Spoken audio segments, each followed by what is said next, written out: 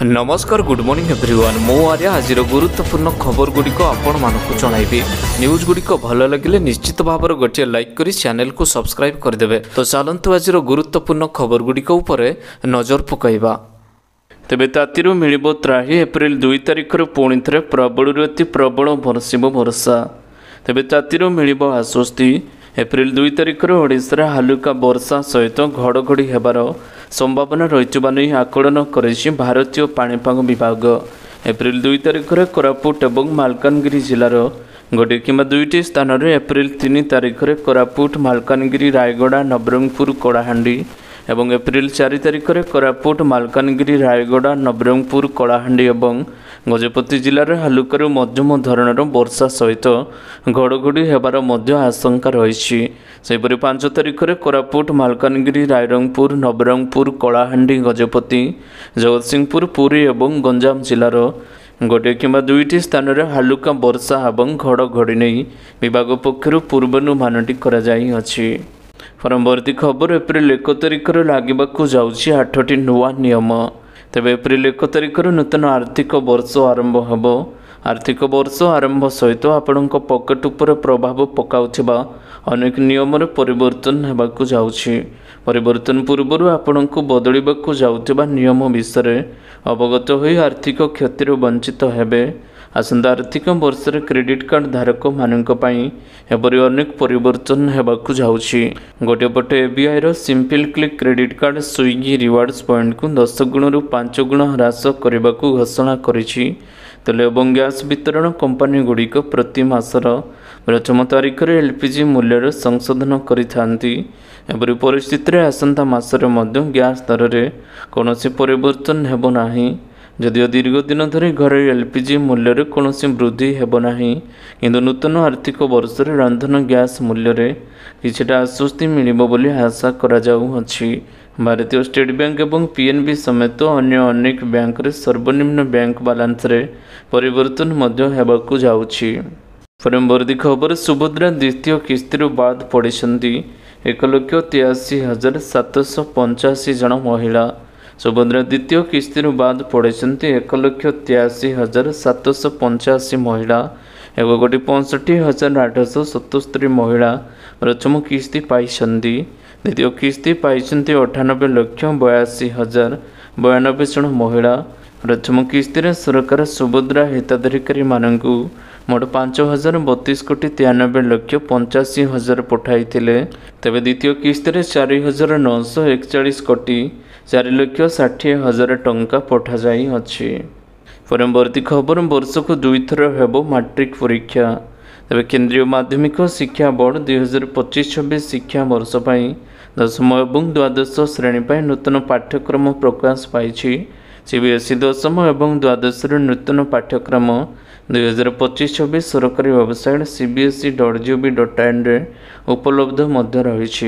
CBSE 10म एवं द्वादश नूतन पाठ्यक्रम 2025-26 पीडीएफ शिक्षागत विषय वस्तु एवं शिक्षण फलाफल उपरे व्यापक निर्देशावली प्रदान करा जाउछि। परवर्ती खबर करंतुनी भूल ईपीएफ जमा देबनी 7,500 टंकार पेंशन। तेबे कर्मचारी भविष्य निधि पांठी संगठन ईपीएफ समय समय विभिन्न गुरुत्वपूर्ण निष्पत्ति नहीं थाए, जो कर्मचारी पांठी पाइबा ठारू आरंभ करी सुधर हार वृद्धि पर्यंत अनेक गुरुत्वपूर्ण निष्पत्ति निया जाए।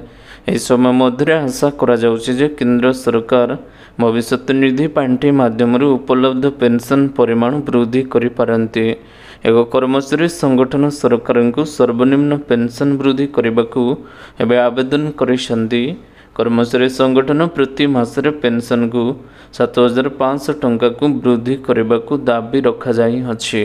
तथापि प्रसंग रे सरकार द्वारा पर्यंत कौनसी सरकारी निष्पत्ति निया जाई नाही। परवर्ती खबर ओएस स्तर रे अदल बदल। तेबे ओडिशा सरकार शनिवार ओएस स्तर रे अदल बदल करिसंती। एने साधारण प्रशासन विभाग पक्षर विज्ञप्ति जारी करा जाई अछि। मृणाल कांति दास को उच्च माध्यमिक शिक्षा परिषद अध्यक्ष भाव में नियुक्ति सृष्टि करिसंती सरकार। से पूर्व एनएचएम भुवनेश्वर अतिरिक्त निर्देश थिले। ସେହିପରି ରାଜସ୍ୱ ବୋର୍ଡର ସ୍ୱତନ୍ତ୍ର ସଚିବ ବୀରେନ୍ଦ୍ର କରକାରଙ୍କୁ ମାଧ୍ୟମିକ ଶିକ୍ଷା ନିର୍ଦ୍ଦେଶକ ଭାବରେ ବଦଳି କରାଯାଇଅଛି।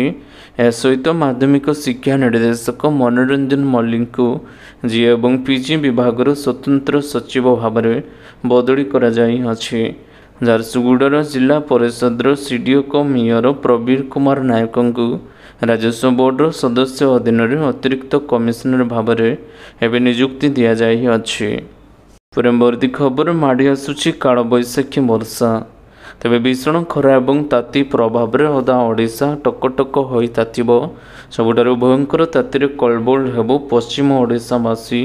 ପ୍ରଚଣ୍ଡ ଗ୍ରୀଷ୍ମ ପ୍ରବାହ ବହିବ। ଉପକୂଳ ଓଡ଼ିଶାରେ ବି ତ୍ରାହି ମିଳିବ ନାହିଁ। ତେବେ ଭୁବନେଶ୍ୱର ସ୍ଥିତ ଆଞ୍ଚଳିକ ପାଣିପାଗ ବିଭାଗ କେନ୍ଦ୍ରର ଆକଳନ ଅନୁଯାୟୀ ଏପ୍ରିଲ 2ରୁ 4 ତାରିଖରେ ବିଭିନ୍ନ ଜିଲ୍ଲାରେ କାଳବୈଶାଖୀର ସମ୍ଭାବନା ରହିଛି। ଏପ୍ରିଲ ପ୍ରଥମ ସପ୍ତାହରେ ବଙ୍ଗୋପସାଗରରେ ଅବପାତ ସୃଷ୍ଟି ହେବାର ସମ୍ଭାବନା ରହିଛି। ଦକ୍ଷିଣ ଚୀନ ସାଗରରୁ ଏକ ସିଷ୍ଟମର ଅବଶିଷ୍ଟାଂଶ 3 କିମ୍ବା 4 ଏପ୍ରିଲ ବେଳକୁ ବଙ୍ଗୋପସାଗରରେ ଘୂର୍ଣ୍ଣିବଳୟ କିମ୍ବା ଲଘୁଚାପର ରୂପ ନେବାକୁ ଯାଉଛି। ପରବର୍ତ୍ତୀ ଖବର ଇଣ୍ଡିଗୋ ଏୟାରଲାଇନ୍ସକୁ 944 କୋଟି ଟଙ୍କାରେ ଜରିମାନା କଲା ଆୟକର ବିଭାଗ। ତେବେ ଇଣ୍ଡିଗୋ ଏୟାରଲାଇନ୍ସକୁ ମୂଳ କମ୍ପାନୀ ଇଣ୍ଟରଗ୍ଲୋବ ଆଭିଏସନ୍ ଲିମିଟେଡ୍କୁ ଶତାଧିକ କୋଟି ଟଙ୍କାର ଜରିମାନା ଲଗାଇଛି ଆୟକର ବିଭାଗ। ରବିବାର ନେଇ କମ୍ପାନୀ ପକ୍ଷରୁ ସୂଚନା ଦିଆଯାଇଅଛି। 2021-22 ମୂଲ୍ୟାଙ୍କନ ବର୍ଷ ପାଇଁ ଆୟକର ବିଭାଗ 944.20 କୋଟି ଟଙ୍କାର ଫାଇନ୍ କରିଛି ବୋଲି କମ୍ପାନୀ ସୂଚନା ଦେଇଅଛି। ତେବେ ଏହା ସମ୍ପୂର୍ଣ୍ଣ ଭୁଲ ଏବଂ ଅଯଥା ଜରିମାନା ବୋଲି ଇଣ୍ଡିଗୋ ଦାବି କରିବା ସହିତ ଏହା ବିରୋଧରେ ଆଇନଗତ କାର୍ଯ୍ୟାନୁଷ୍ଠାନ ଗ୍ରହଣ କରିବ ବୋଲି କମ୍ପାନୀ କହିଛି।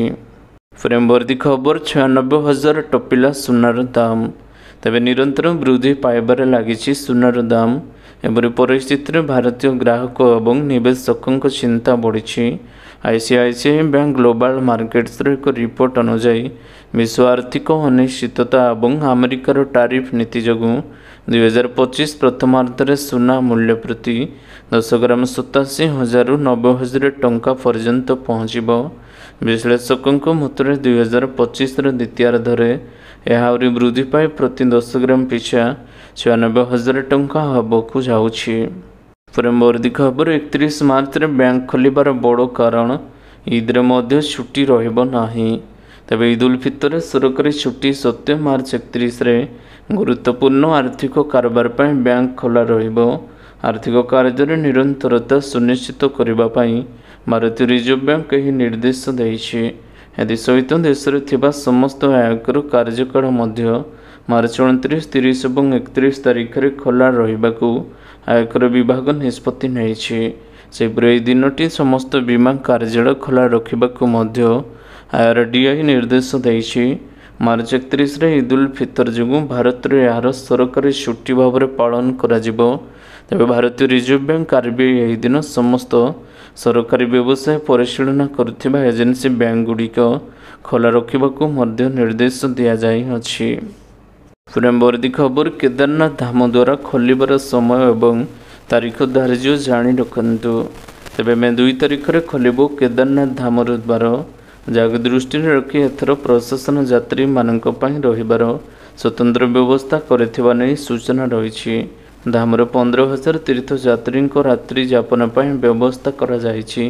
ସେହିପରି ପଦଯାତ୍ରା ରାଜରାସ୍ତାରେ ବିଭିନ୍ନ ଷ୍ଟପେଜରେ 2,000 ତୀର୍ଥଯାତ୍ରୀଙ୍କ ରାତ୍ରି ଯାପନ ପାଇଁ ମଧ୍ୟ ଏବେ ବ୍ୟବସ୍ଥା କରାଯାଇଅଛି।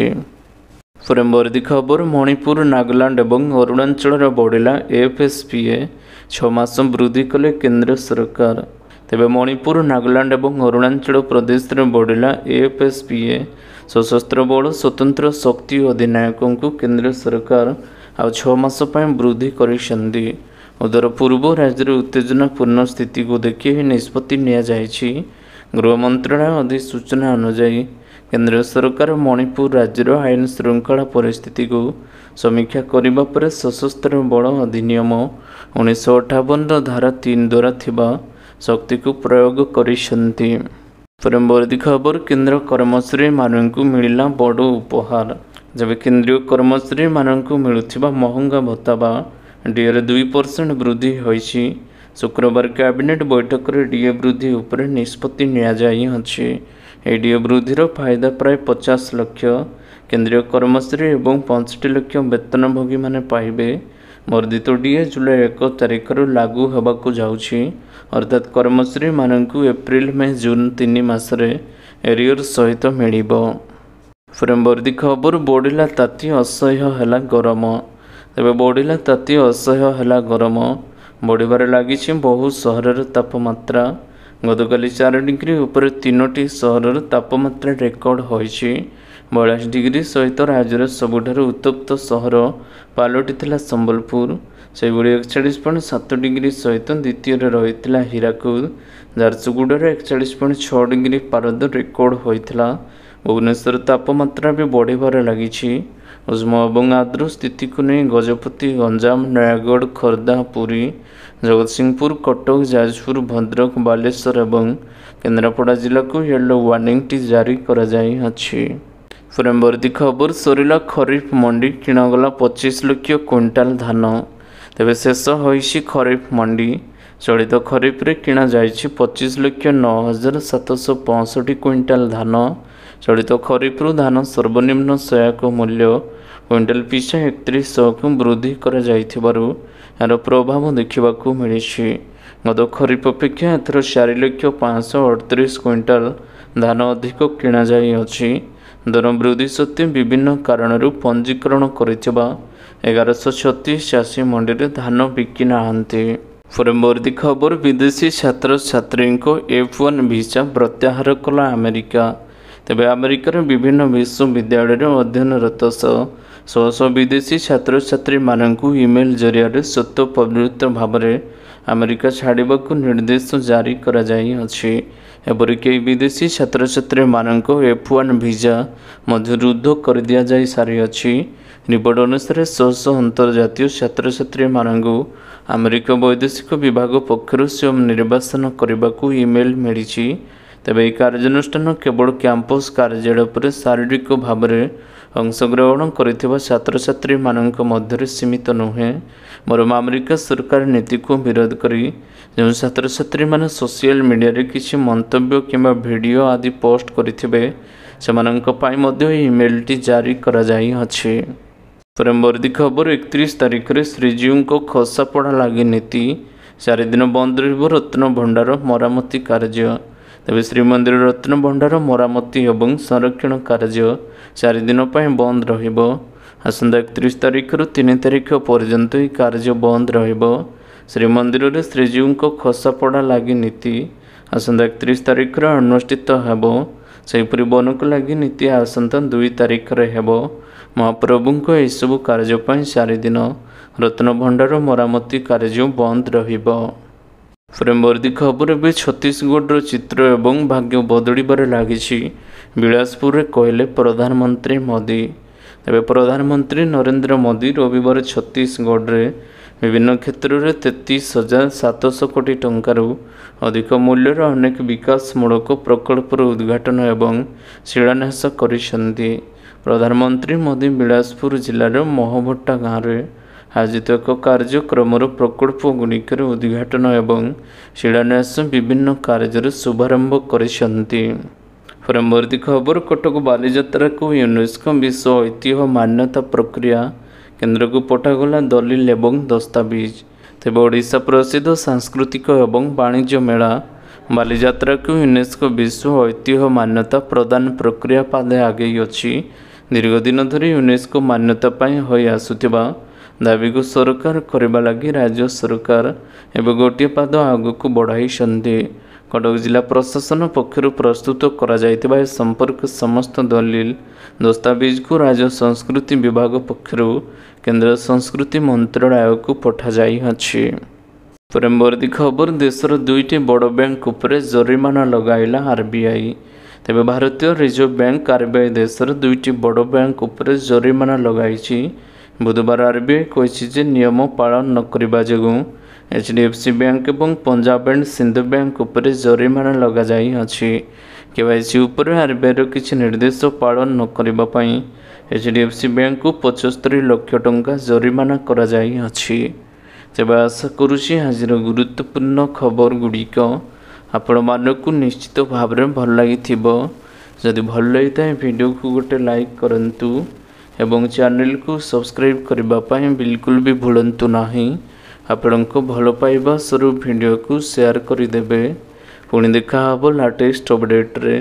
सेते बड़ पर्यंत विदाय नौची। Vande Mataram. Take care. Bye bye.